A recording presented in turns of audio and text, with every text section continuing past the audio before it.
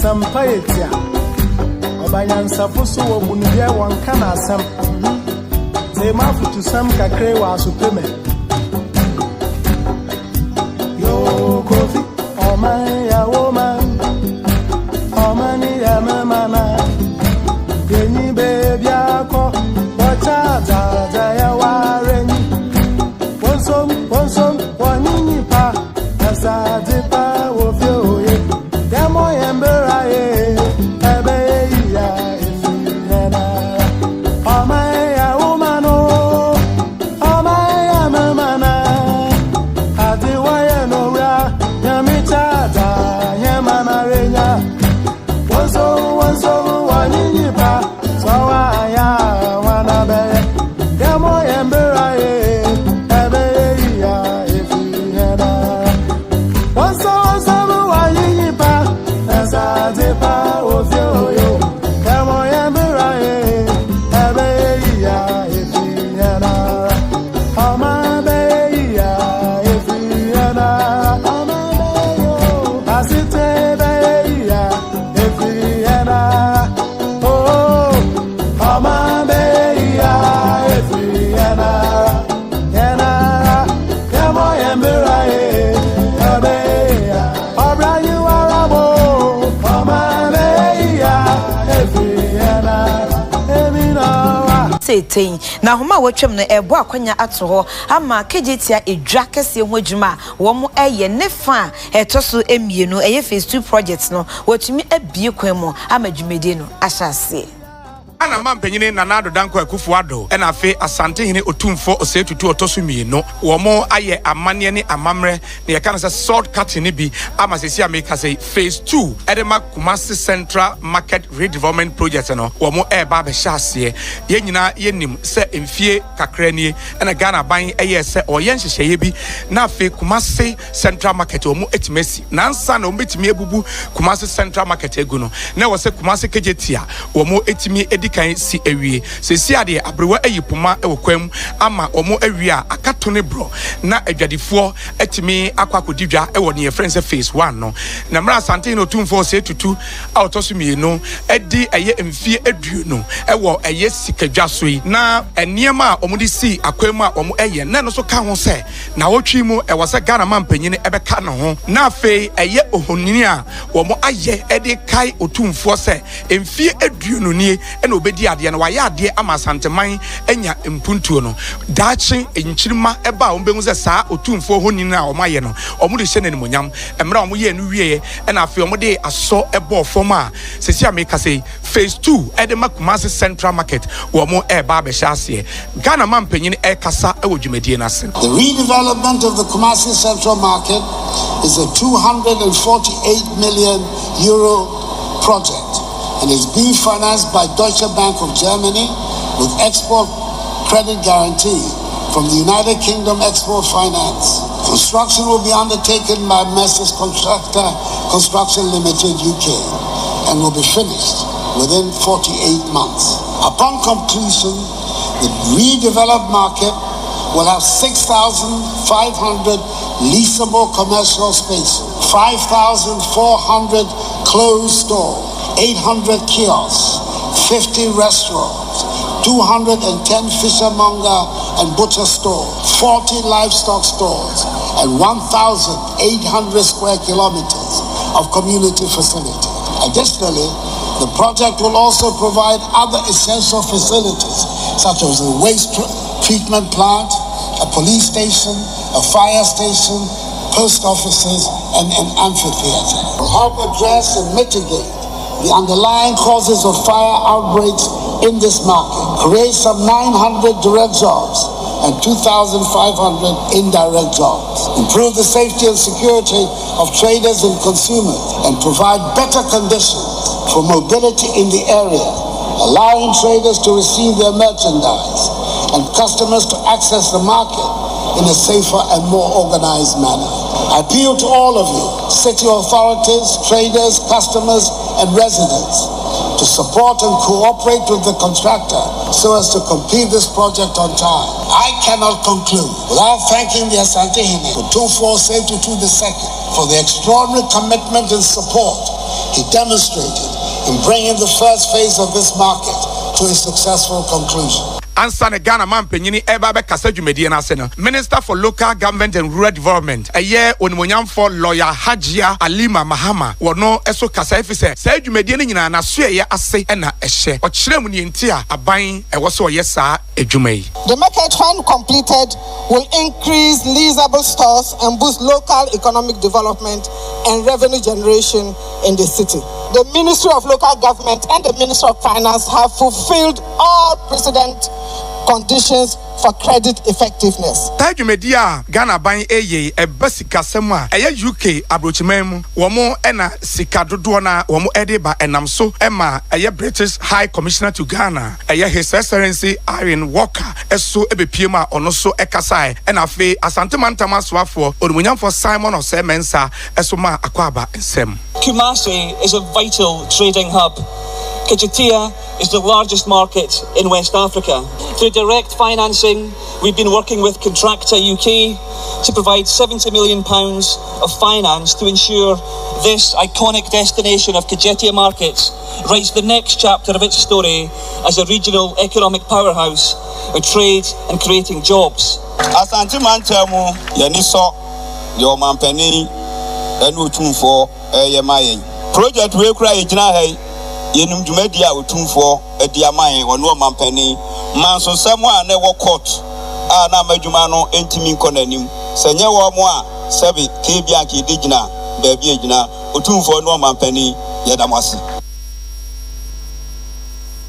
One year net ticket ya throw ye dino a mesre wo muso wo muntu ni yesi wia wo mbeba no ye wie dan asi ho aboso ebe mi ensanse na ni kire ye hwe niema wo mu ba say ye twentwa so eti o mi nwuro de ntia ye ntimi nya krata no ni dino ho ni no niema o mu nyina amra mete tumi nu ansa na o mbetimi abubu ha no o so ye nipa be empim num firi ho sa ba ha say me ni president ye kate so e kate so no wia ye ntimi nya adwuma na say nipa no so ye ntu wo mo say ye ntimi so anye wo amfa wo mama me ne president ko kate so na ayefa me makwa me maka say president ni Asante hina bedada eti na ni kire ya validation committee no din no yam wo mumra wo mu so atwa din wa ha wo mu ban pim no yamra ye wia so no be beka wo mpa so mde chane bia yemfa nche so wo ma anye ne sa ye ko fa dbia nka hu bia ba na bo president amane be stop ni nya.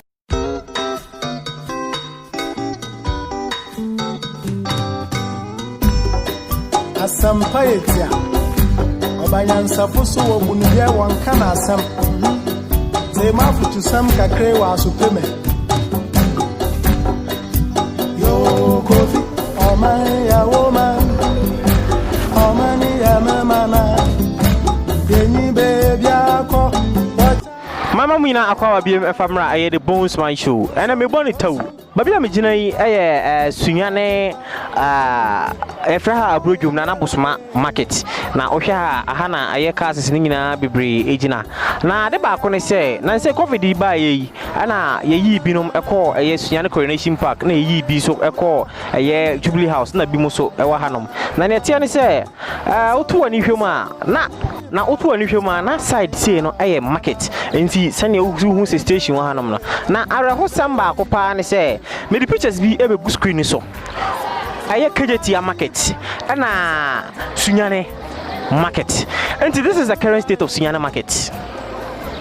And this is comparing Kejetia market to Sunyane market. I think this is a great and a huge insult to the people of Sunyane market. We manya ho en popia kakra market we who no sabi enya assembly for na esi eye nananom na esi market yi ya dwu market ya to ha nananom opon ne na ansamba akwa me chese na bi e ka no ya dwu market no ato ho ananka oma approach assembly for mo mebo ananka yesu enya ayedwa enso ya oma bo assembly abo na nanom say sabi omo so ma ho odin entimi nuru Kejetia market enti ne ombetimi ayenie enti comparing this market to that of Kejetia market Sunyane yen deserve bi over Sunyane East Sunyane West ya eye MPP aban MPP parliamentary candidate in the diso enti Sunyane yen don't we also deserve something better NDC compound as Sabinka, what Sunyani East and West compound can never say, and as Sunyani East compound, Quebec, oh, be a new mine also. No more MPP about what we, I mean, just see this. That's not a political show, no. No, my uncle, you know, markets, and you see an annette here, no begrie. See an annette, no begrie. No, say, Nia, almost a boss. Nananum. This is a nanom crowd Roma, and I'm saying, this is sports. Yeah, no more almost I'm back here. Garcia Nana marketing at here. And this is ocean man. We your resources. Ocean Yapam almost send we here. Sabi, we met mama in about 5 years. 5 years time. Ever sounds what say. Now sounds so artistic. I wasted taxpayers' money. I sound so the air for floor. And you mean him some pine funny man, and none there upon an Bako Kano, and another man. And the national cake in Sunya, my Bono, for yes, you don't we deserve something better than this? Don't we deserve something better than this? Huh? The whole Ghana, we 3 regions are on Mutuaba, Emma MPP, Bona for Cajon. And you hear, say, oh, human. Mimi yeshumu hadi enya market pa ohwe afena say carpenter fo gina so a omo ebobobo I mean sunyama yesu yensan fata biana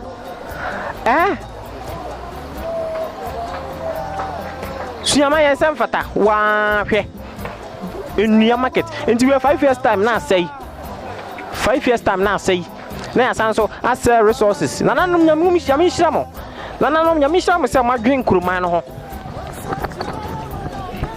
nyamishamo se madwen kuruma no ho ntire hwe ndi ebonua na sa resources because minim sense nka yenya market papa nka nua nyina betima abosoro no amere nchanse aguo so amane sa aduwe nyina no aya me man nti o me cross nwa nti anya me personal interest nti hala bi muka say aya political ayi na ye be nya political say wo ya badwema wo dwian say bi wo behu say adu enya political sunya na yeso ye sebi fata bi ye ni stadium ye ni market ye ni hwe ye to aba akwan bobo ye tuma tu akwan over 6-7 months for one gata I mean ye painful as sabi on bet ma kwama sunya na MPP ba boy NDC ba boy NDC bet na so say ya MPP ba boy ndisi we nya na nanu madaroma na nanu mu ye we asi a kamni senka ye tu kanesen gadifu abai come betena nsuom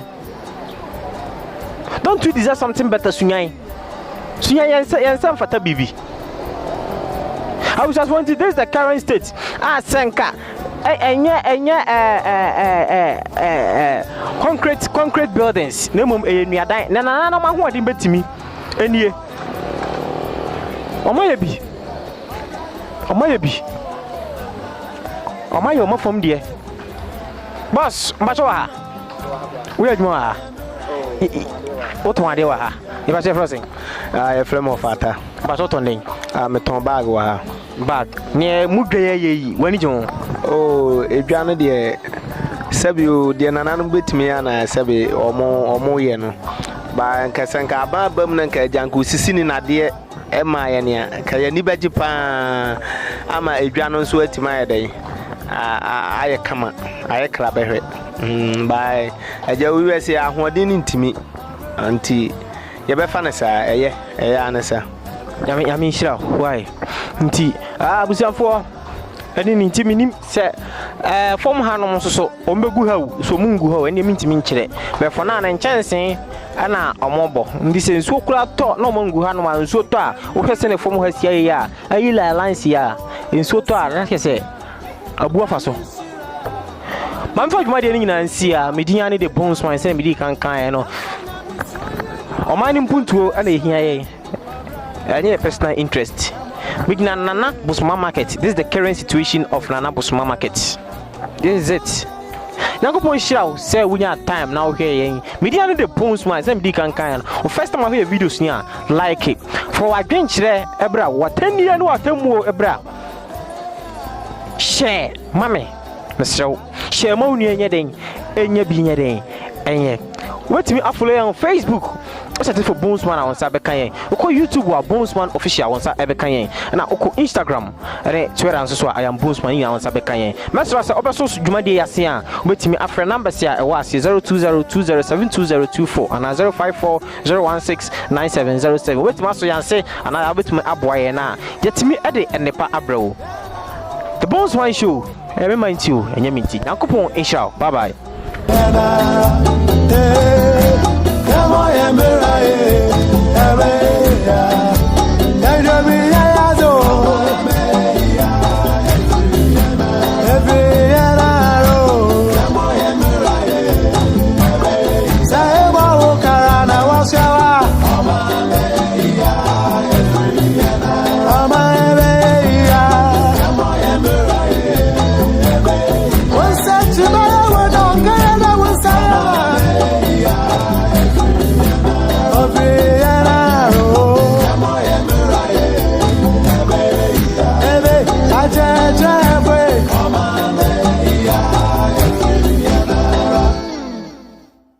Yamo yembera ye ebe ya efri yana.